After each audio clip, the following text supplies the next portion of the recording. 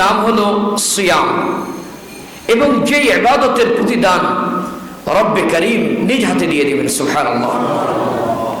3 নম্বর হলো এই রমাদানে রব্বে করিম এমন একটি রজনী রেখেছেন, এমন একটি রাত রেখেছেন, যেই রাত পৃথিবীর কোন নারী পুরুষ যদি পেয়ে যায়, খায়রুম মিন আলফি শাহর, 1000 মাস আপনি যদি হায়াত পান, হায়াত পাওয়ার পরে continuously non stop without breaking, অর্থাৎ স্টপ ছাড়াই কন্টিনিউয়াসলি যদি 1000 মাস একটা বান্দা ইবাদত করে, ইবাদত করার পরে যেই পরিমাণ সওয়াব পেত, এক রাতে আল্লাহ সেই পরিমাণ সওয়াব বান্দাকে দিয়ে দেন। এই মাসটাতে 3টি কারণেই এই মাসটা অনেক বেশি মর্যাদামণ্ডিত। আর আরো বিশেষ করে বেশি মর্যাদা পায় সেটি হলো এই মাসে মানুষ নিজেকে আল্লাহকে চিনতে সব থেকে বেশি সহায়ক পদ্ধতি অবলম্বন করে। আর এই কথাটা আল্লাহই বলছেন।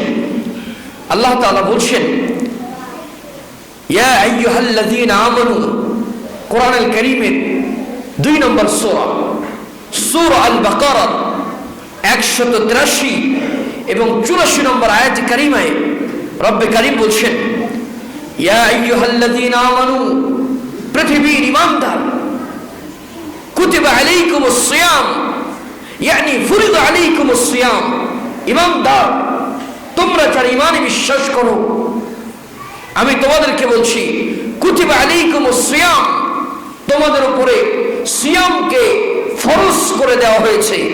অর্থাৎ তোমরা যে সিয়াম পালন করছো এটি আমি আল্লাহ প্রদত্ত, এটি আমি তোমাদের উপরে ম্যান্ডেটরি অবলিগেটরি অ্যাক্টস, আমি গুরুত্বপূর্ণ ফরজ কাজের মধ্যে একটা করেছি যে আমি তোমাদেরকে সিয়াম পালন করতে বলছি। মনে করবা যে রব্বে কারীম আমাদেরকে কষ্ট দিচ্ছে কেন, দীর্ঘ 17 ঘন্টা না খেয়ে থাকবো, স্ত্রীর কাছে যেতে পারবো না, পানি পান করতে পারবো না, কেন রব কষ্ট দিলেন?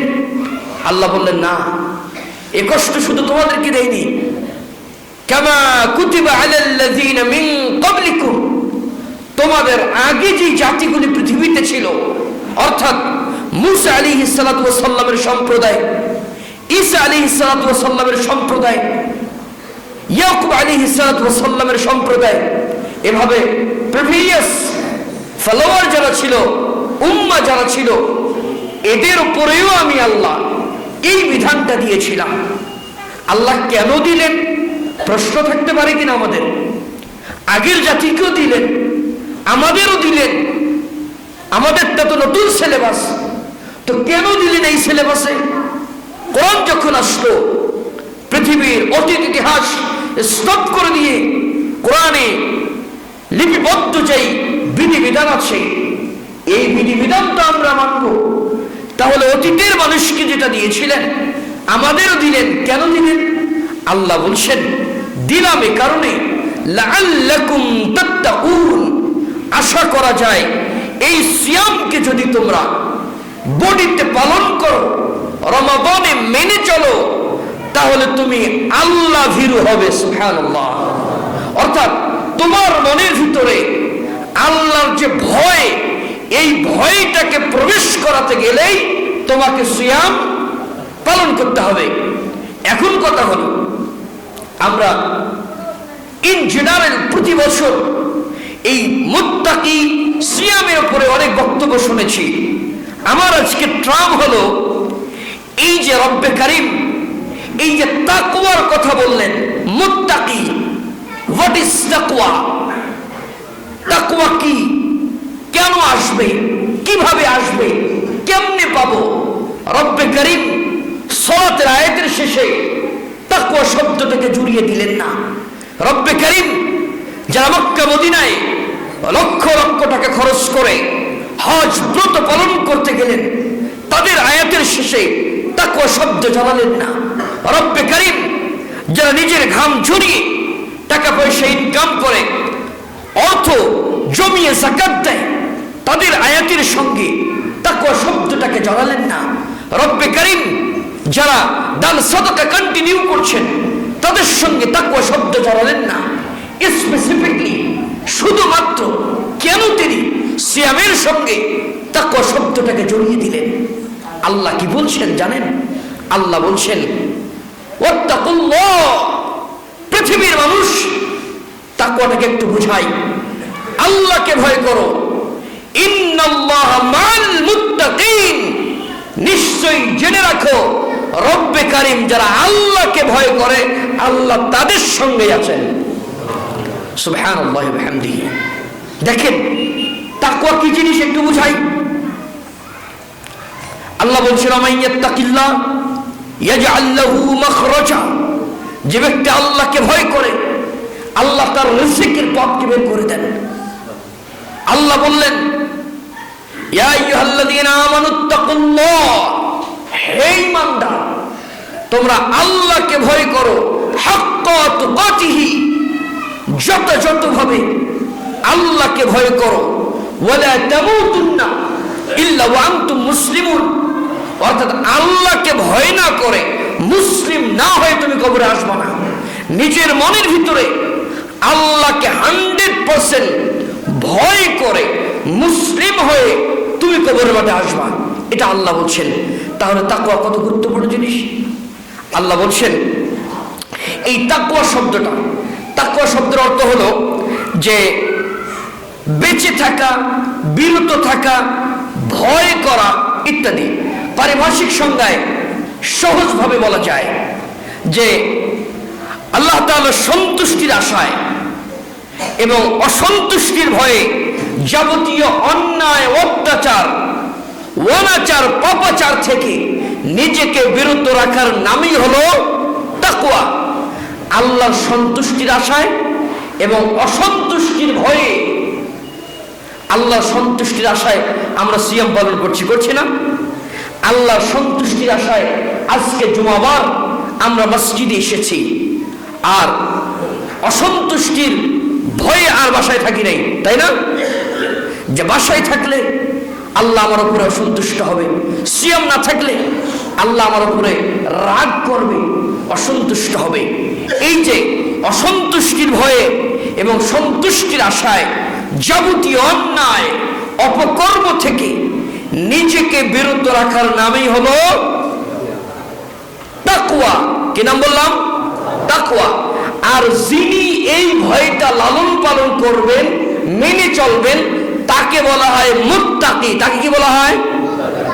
আল্লাহ বলছেন, লাআল্লাকুম তাত্তাকুন। এই সিয়াম যদি তুমি পালন করো, আশা করা যায় তুমি মুত্তাকি হবে।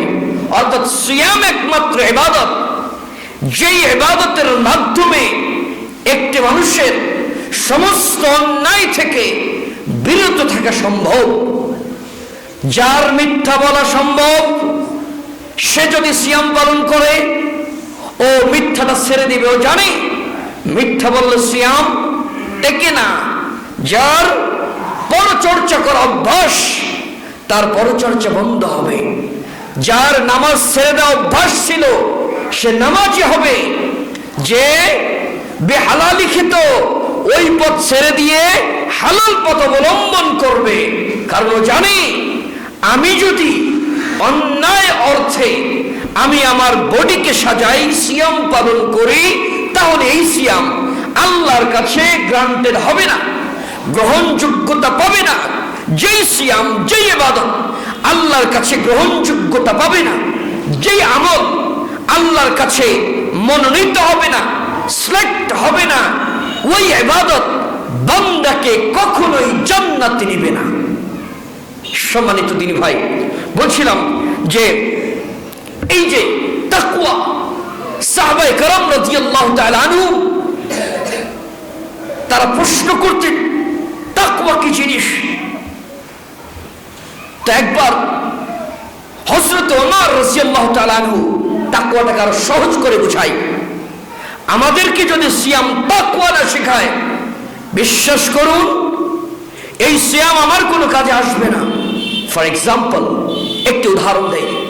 আপনি ডাক্তারকে দেখিয়েছেন, দেখার পরে যেই রোগ আপনার, ওষুধ দিয়ে যদি ওই রোগ না পালায়, বিশ্বাস করেন ওই ওষুধ সারা জীবন খেলেও রোগের জায়গায় থাকবে, আপনি রোগাক্রান্ত থাকবেন, তাই না? যদি আপনার সিয়াম আপনাকে যদি সংশোধিত করতে না পারে, আপনার কিয়াম যদি আপনাকে সংশোধিত করতে না পারে, আরে সিয়াম আপনাকে আসছে পরিবর্তন করার জন্য। বাকি 11টা মাস যেই ড্রেসে যেই লুকে মানুষ আপনাকে পেত, এই মাসে আপনার লুকটা চেঞ্জ হয়ে যাবে। যাদের মুখে দাড়ি নাই, দাড়ি উঠে যাবে। যারা তাসবিহ পড়তো না, তাসবিহ পড়বে। যারা মসজিদে আসতো না, মসজিদে আসবে। আপনার ভিতরে একটা চেঞ্জ আসবে। একটা ছেলে শৈশব থেকে চেঞ্জ হয়ে যখন কৈশোরে পা দেয়, তার বডিতে যেমন একটা চেঞ্জ আসে না? আসে কিনা? যে ও যখন অ্যাডাল্ট হয়, বালক হয়, তার বডিতে একটা চেঞ্জ আসে, তার মুখে গোপ আসে, দাড়ি আসে, অনেক কিছু আসে। এরকম একজন মানুষ এই ইবাদতের বসন্তে এসে তার বডিতে যদি ইবাদতের সিম্পটম, কোন চিহ্ন যদি না আসে, বুঝতে হবে ওই ইবাদত হয়নি।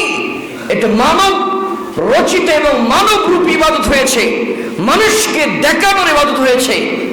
এই ইবাদত যদিও আল্লাহর পক্ষ থেকে এসেছে, কিন্তু এটি আল্লাহকে সন্তুষ্টি করার জন্য আপনি আমি সহ কেউই করতে পারি নাই।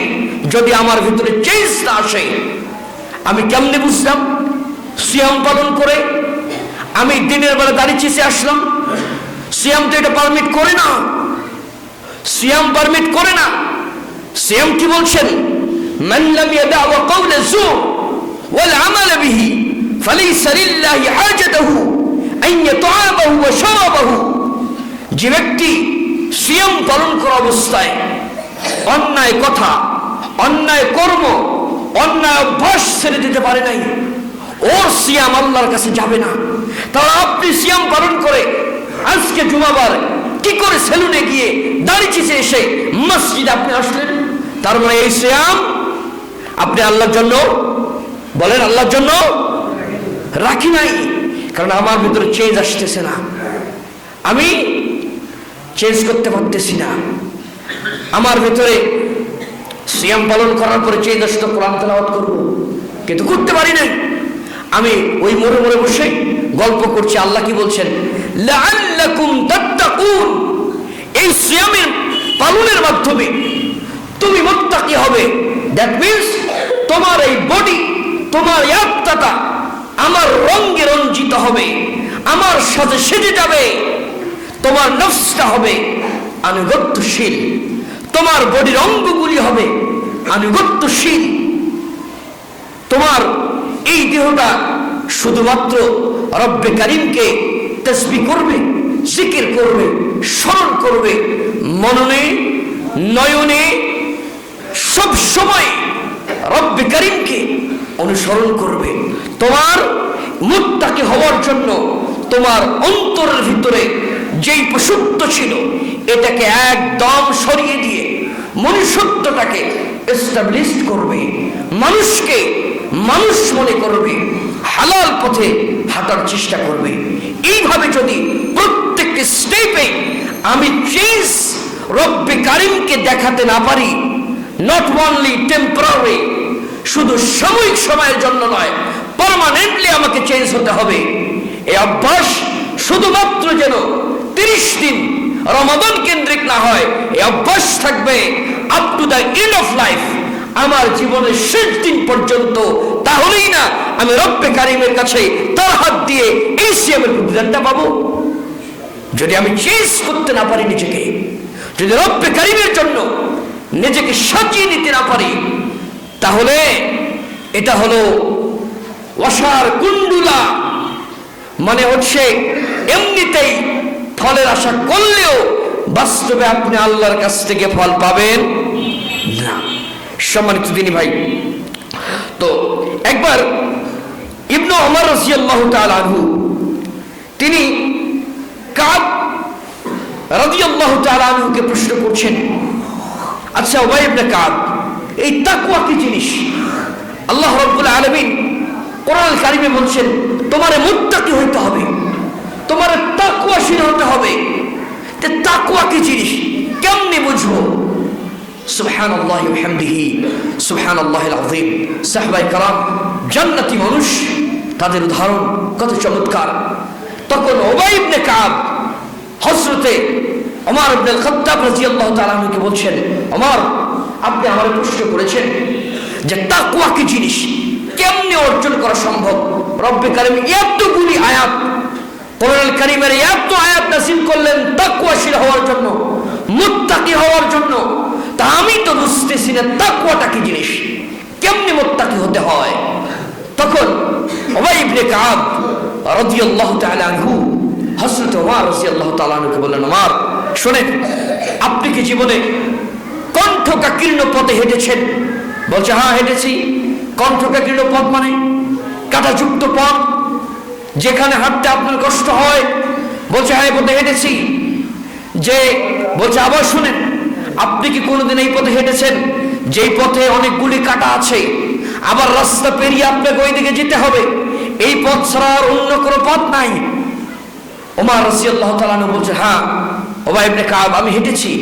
বলছে যখন ওই কাঁটাযুক্ত পথে আপনি হেঁটে হেঁটে পার হয়েছেন, কেমনে পার হলেন?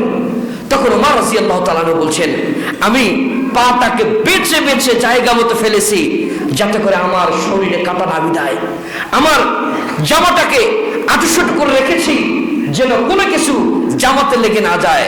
তখন উবাই ইবনে কাব বলছেন হাদিহিত তাকওয়া, এটাই হলো তাকওয়া। পৃথিবীতে আপনি চলবেন কিন্তু অন্যায়ের ভিতরে আপনি চলবেন ন্যায় মেনে মেনে, অন্যায়ের পথে পা বাড়াবেন না। ওই যে কাঁটাযুক্ত পথে আপনি যখন হাঁটার সময় বেছে বেছে পা ফেলেছিলেন, পৃথিবীতে আপনাকে চলার সময় সমাজ যখন অন্যায়ে ছেয়ে যাবে, মিথ্যায় ছেয়ে যাবে, সুদে ছেয়ে যাবে, ঘুষে ছেয়ে যাবে, ওই সময়ে আপনি বেছে বেছে চলবেন। সমাজে আপনার ডানের বাসাও 2 তলা, বামের বাসাও 2 তলা, টাকার ছড়াছড়ি, ওই সময়েও তাদের দিকে লোভ লালসা করে আল্লাহর উপরে তাওয়াক্কুল করে হালাল পথে পা বেছে বেছে হাঁটবেন। এটার নাম হলো, বলেন এটার নাম কি? সুবহানাল্লাহি ওয়া বিহামদিহি সুবহানাল্লাহিল আযীম। কি চমৎকার উদাহরণ তিনি দিয়েছেন। কেন মেসেজ আপনি কল্পনা করতে পারেন, আমরা লোভ সামলাতে পারি না। আমাদের এখন এই টাকা দিলে অন্যায়ের অন্যায় মনে হয় না, সবই ন্যায় মনে হয়। তাহলে যেই সিয়াম আমাকে চেঞ্জ করাতে পারবে না, ওই সিয়াম কোনোদিন আমাকে তাকওয়া দিতে পারবে না। দেখেন কেন ভাই আমরা নেই না? নবী সাল্লাল্লাহু আলাইহি ওয়াসাল্লামের একটা হাদিস অনেকবার বলেছি, প্রতি রমাদানে ইমামরা এটাকে রিপিট করে থাকেন যে নবী সাল্লাল্লাহু আলাইহি ওয়াসাল্লাম বলছেন যে রমাদান যখন শুরু হয়, রমাদান যেই দিন থেকে শুরু হয়, ফি আউয়ালু লাইলাতিন মিন রমাদান, রমাদানের প্রথম রাত যেদিন আসে, কেন আপনি তাকওয়া অবলম্বন করেন না ভাই? আপনি বুঝান আমারে, কেন তাকওয়া অবলম্বন করেন না? আপনি কি আল্লাহর কাছে যাবেন না? আল্লাহর কাছে আপনাকে সাবমিট করা হবে, তাওয়ান আও কারহা, ইচ্ছায় অনিচ্ছায়। আপনি মরতে চাইলেও আপনাকে মরতে হবে, না চাইলেও মরতে হবে। ফাইযা জাজালুহুম লা ইস্তাখিরুনা সাআতাও ওয়া লা ইস্তাকদিমুন, ফিক্স টাইম যখন আপনার সামনে এসে উপস্থিত হবে, পৃথিবীর কারো চেঞ্জ করার কোনো ক্ষমতা থাকবে না। তখন আপনি নিঃসঙ্গ, পৃথিবীর সব কিছুতে স্বাভাবিক থাকলেও আপনার গতি এখন বেগতিক হয়ে গিয়েছে। আপনি এখন এক ঘরে চলে গিয়েছেন, তাও আর পৃথিবীতে নয়, মাটির নিচে। আপনি কেন গ্রহণ করবেন না? আপনাকে এই কল্যাণ যদি আপনি গ্রহণ করেন, ও ভাই পৃথিবীর জীবন কোনো না কোনো ভাবে কেটে যাবে, কিন্তু পরকালীন জীবন সুযোগ আছে, পৃথিবীতে আসার সুযোগ নাই। নবী আকরাম সাল্লাল্লাহু আলাইহি সাল্লাম তিনি বলছেন যে এই রমাদান যখন শুরু হয়, পৃথিবীর মানুষরা এটা ভুল না করে। তিনি বলছেন যে ইযা কানা আউয়ালু লাইলাতিন মিন রমাদান, রমাদানের প্রথম রাত যেদিন থেকে শুরু হয়, অর্থাৎ গতদিন আমরা একটি সিয়াম পালন করেছি আলহামদুলিল্লাহ। এই যে রমাদান শুরু হলো পশ্চিম দিগন্তে সূর্য উদিত হওয়ার মাধ্যমে রমাদান সূচনা হলো। নবী আকরাম সাল্লাল্লাহু আলাইহি সাল্লাম বললেন, ইযা কানা আউয়াল লাইলাতিন মিন রমাদান, রমাদানের প্রথম রাত যেদিন আসে, সুফিদাতিশ শায়াতিন, আমার বান্দারা কেন মুত্তাকি হবে না? মুত্তাকি হওয়ার সমস্ত পথ আমি আল্লাহ সহজ করে দেই। যে মুত্তাকি হতে তাকে বাধা দিবে ওরে আমি আগে বেঁধে রাখি।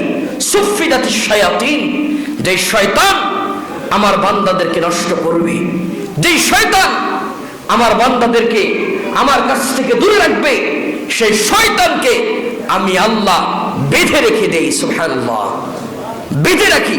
এরপরে কি করি?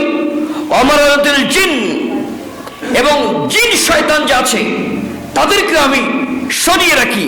ওয়াগুল্লিকাত আবওয়াবুন নার, জাহান্নামের দরজাগুলি বন্ধ করে রাখি। কেন রাখি? আমার বান্দারা আমার সন্তুষ্টির জন্য প্রস্তুতি গ্রহণ করছে। জান্নাত তো তাদের জন্য, জান্নাতের রঙে তারা সাজবে, রবের সামনে দাঁড়াবে, আল্লাহর সামনে কথা বলবে কিয়ামতের মাঠে, সিয়াম পালন করবে, আমি আল্লাহ তার নিজ হাতে প্রতিদান দিব। এই আশায় তারা যেহেতু নিজেকে পরিপাটি করছে, নিজেকে সাজিয়ে রাখছে, আমি আল্লাহ যেই জাহান্নামের ভয় তারা করে, সেই জাহান্নামের দরজাগুলিকে আমি আল্লাহ একদম সিলগালা করে দিলাম 1 মাসের জন্য। সুবহানাল্লাহ। এরপর কি করি? ফালাম ইফতাহ মিনহা বাবুন, তার একটা দরজা খোলা হয় না। অফতিহাত আবওয়াবুল জান্নাহ, আর জাহান্নামের অপোজিটে আরেকটা আমি কাজ করি, আমি আল্লাহ করে কি করে দেই? অফতিহাত আবওয়াবুল জান্নাহ, যেহেতু আমার এই বান্দাগুলি আমাকে না দেখে বিশ্বাস করেছে, আমার দেয়া বিধান সিয়াম পালন করছে, রাত্রিতে দাঁড়িয়ে কিয়াম করছে, দিনের বেলা কোরআন তেলাওয়াত করছে, রাত্রিতে জেগে জেগে কোরআন তেলাওয়াত করছে, যেহেতু তারা জান্নাত পেতে চায়, জান্নাত পেয়েছি মানুষ, অফতিহাত আবওয়াবুল জান্নাহ। হে নবী, আপনি পৃথিবীর মানুষকে বলে দিন, আমি আল্লাহ জান্নাতের সমস্ত দরজাগুলি আমি আল্লাহ খুলে দিয়েছি। এরপরে কি করছি? ফালাম ইগলাক মিনহা বাবুন, একটা দরজা আল্লাহ বন্ধ করে রাখে নাই, জান্নাতের সব দরজা দেওয়ার পরে আল্লাহ বলছেন, এই ফেরেশতা, তোমরা পৃথিবীর মানুষের কাছে এই মেসেজ দাও, ওয়ায়ুনাদি মুনাদিন ইয়া বাগিয়াল খাইরি আকবিল, একজন আহ্বানকারী আহ্বান করতে থাকে ফেরেশতাদের মধ্য থেকে, ইয়া বাগিয়াল খাইরি আকবিল, ওহে কল্যাণকামী, তোমরা যারা কল্যাণের পথে হাঁটতে চাও, আল্লাহকে জানতে চাও, আল্লাহকে মানতে চাও, আল্লাহকে বুঝতে চাও, তাদেরকে বলছি আকবিল, তোমরা অগ্রসর হও, আল্লাহ তোমাদের সঙ্গে আছেন। আল্লাহকে ডাকো, আল্লাহকে পাবে। রাত্রিবেলা দাঁড়িয়ে সালাত আদায় করো, আল্লাহকে পাবে। ওয়া বাগিয়াশ শাররি আকসির, আর যারা তোমরা দুনিয়াতে অকল্যাণকর কাজে ব্যস্ত, সিয়ামের বর্ণনা শোনার পরই তোমরা পাপে জর্জরিত, অন্যায়ে জর্জরিত, আমি তোমাদেরকে বলছি ওয়া বাগিয়াশ শাররি আকসির, ওহে অপরাধীরা, তোমরা যারা অন্যায় কাজে জড়িত, প্লিজ একটু কমিয়ে দাও, আল্লাহরে ডাকো, দেখো আল্লাহ তোমারে কি দেয়, একটু কাজটা কমিয়ে দাও, স্টপ করে দাও, থেমে দাও, আল্লাহকে ডাকো, দেখো আল্লাহ তোমারে কি করে। আল্লাহ বলছেন, ওয়ালিল্লাহি উতাকাউ মিনান নার ওয়া যালিকা কুল্লা লাইলাতিন, জেনে রাখো আল্লাহকে ডাকতে ভুলবে না। এই কারণেই ওয়ালিল্লাহি উতাকাউ মিনান নার, আল্লাহ রাব্বুল আলামিন রমাদানের প্রত্যেকটা দিনে, প্রত্যেকটা রাতে পৃথিবীর মায়া ত্যাগ করে যারা কবরের মাঠে পাড়ি জমিয়েছে, আল্লাহর কাছে চলে গিয়েছে, এই মানুষদের মধ্য থেকে যারা জাহান্নামী হিসাবে সিলেক্টেড হয়েছে, জাহান্নামে কনফার্ম যাবে, এই মানুষদের মধ্য থেকে রব্বে কারীম রমাদানে এই জাহান্নামে যাওয়া মানুষগুলিকে জাহান্নাম থেকে মুক্তি দিয়ে আল্লাহ জান্নাতি দিয়ে দেন। সুবহানাল্লাহ। বলেন দেখি, অনেকের বাবা চলে গেছে, অনেকের মা চলে গেছে, অনেকের স্ত্রী চলে গেছে, অনেকের বোন চলে গেছে, অনেকের ভাই চলে গেছে, আমিও চলে যাব। আমি আল্লাহকে কি বলতে পারি না? আয় রব, রব্বে করিম, আমাদের প্রিয় নবী, বিশ্ব নবী মুহাম্মদুর রাসূলুল্লাহ সাল্লাল্লাহু আলাইহি ওয়াসাল্লামের হাদিসের মাধ্যমে আমরা জেনেছি আপনি আমার স্রষ্টা। আপনি ঘোষণা দিয়েছেন ওয়ালিল্লাহি উতাকাউ মিনান নার, অসংখ্য মানুষকে আপনি জাহান্নাম থেকে মুক্তি দেন এই রমজানে। রব্বে করিম আল্লাহ, আজকে আমি তোমার দোরগোড়ায় উপস্থিত, তোমার বারান্দায় এসেছি, তোমার মসজিদে এসেছি। পৃথিবীর সব মায়া ত্যাগ করে আমার স্ত্রীকে বিছানায় ঘুমিয়ে দিয়ে, সন্তানদেরকে ঘুমিয়ে দিয়ে, কেউ জানে না আমি কোথায় আছি। তুমি জানো আমি মসজিদে আসছি, রাতের অন্ধকার, রাতের অন্ধকারে কেউ জানে না। আমি এক কর্নারে দাঁড়িয়ে তোমার কাছে চোখের পানি ছেড়ে দিয়ে বললাম, আল্লাহ তুমি ঘোষণা দিয়েছো ওয়ালিল্লাহি উতাকাউ মিনান নার, এই রমাদানের প্রত্যেক রাতে আপনি মানুষদেরকে জাহান্নাম থেকে মুক্তি দেন। আল্লাহ আমার বাবা চলে গেছে, আল্লাহ আমার মা চলে গেছে, আল্লাহ আমার বোন চলে গেছে, আল্লাহ আমার স্ত্রী চলে গেছে, আল্লাহ পৃথিবীর অনেক যোগ্য ভালো মানুষ পৃথিবীর থেকে চলে গেছে, সামান্য ভুলের কারণে যদি তাদের নসিবে জাহান্নাম হয়, আল্লাহ আমি পৃথিবীর থেকে দোয়া করছি, রব্বে কারিম তুমি তাদেরকে ক্ষমা করে দিয়ে জান্নাতে দিয়ে দাও। কই আমার ইবাদত কোথায়? সারাটা মাসেও মনে হয় খুঁজে পাই না। আমরা রবকে, আল্লাহর সঙ্গে একটু মিলিত হয়ে দেখেন। জীবনে অনেক মানুষের সঙ্গে কথা বলেছেন, ও ভাই আল্লাহর সঙ্গে একটু কথা বলে দেখেন না, কেমন লাগে তোমারে? আল্লাহ সরাসরি জবাব দিবে। এটা তো সুযোগ দিয়েছেন, পাশাপাশি আরেকটা সুযোগ, এটা আমরা জানি।